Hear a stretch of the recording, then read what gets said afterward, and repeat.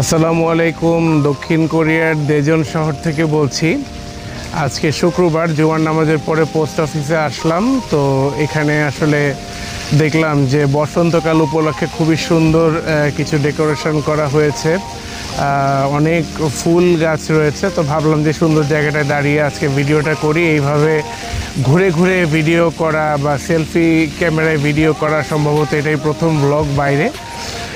আরটা শুভ সংবাদ নিয়ে এসেছি আপনাদের জন্য। গতকাল যারা দক্ষিণ কোরিয়ায় আসার জন্য স্টুডেন্ট ভিসার জন্য যারা চেষ্টা করেন, তাদের মধ্যে কেউ যদি গতকালকে কোরিয়ান এমবাসির ওয়েবসাইটে ভিজিট করে থাকেন, তাহলে কিন্তু আপনাদের সহজেই দেখতে পাওয়ার কথা যে কোরিয়ান এমবাসির ওয়েবসাইটে একটা নতুন আপডেট এসেছে। এতদিন যে একাডেমিক ডকুমেন্টগুলো সত্যায়িত করার পর অতিরিক্তভাবে সেগুলোকে এমবাসি থেকে 7 দিন বা তারও বেশি সময় নিয়ে অ্যাটেস্টেশন করে তারপর ডকুমেন্টগুলো ডিএইচএলে পাঠানো লাগতো, এখন আর সেই সমস্যাটা নেই।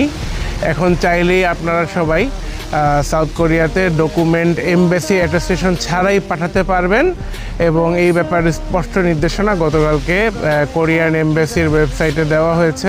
অন্তর্বর্তীকালীন সরকারের সময় 2025 সালে 31শে মার্চের যে হেগ কনভেনশন, সেই অনুযায়ী যে সমস্ত দেশের ডকুমেন্টগুলোকে অ্যাপোস্টাইল ফ্যাসিলিটি দেওয়া হচ্ছিল বা গভর্নমেন্ট থেকে ওয়েবসাইটের মাধ্যমে অনলাইনে ভেরিফিকেশন করার পরে আর অতিরিক্ত কোনো সত্যায়িত করার প্রয়োজন হয় না, তো তার মধ্যে বাংলাদেশও এখন অন্তর্ভুক্ত হয়েছে। তো সেই কারণে এখন যারা ক্যান্ডিডেট তারা চাইলেই সাউথ কোরিয়াতে কোরিয়ান এমবাসি থেকে ডকুমেন্ট অ্যাটেস্টেশন ছাড়াই ডকুমেন্ট পাঠিয়ে আবেদন করতে পারবেন।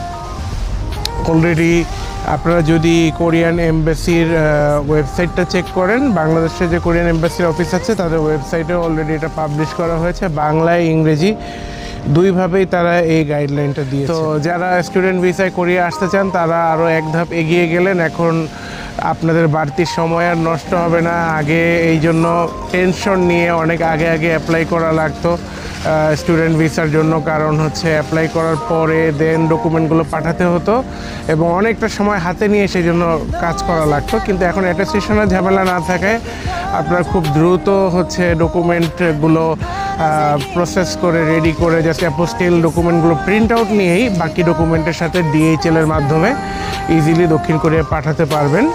সো যেহেতু নিয়মিত দক্ষিণ কোরিয়া স্টুডেন্ট ভিসা নিয়ে কাজ করা শুরু করেছি, তাই আপনাদেরকে এই আপডেটটা দেওয়া জরুরি মনে করেছি। সে কারণেই আপনাদের সাথে আসলে এই আইডিয়াটা শেয়ার করা। তো এই ছিল এখনকার অ্যাপোস্টিল সংক্রান্ত আপডেট, যেটা আপনাদের জন্য অবশ্যই সুফল বয়ে আনবে।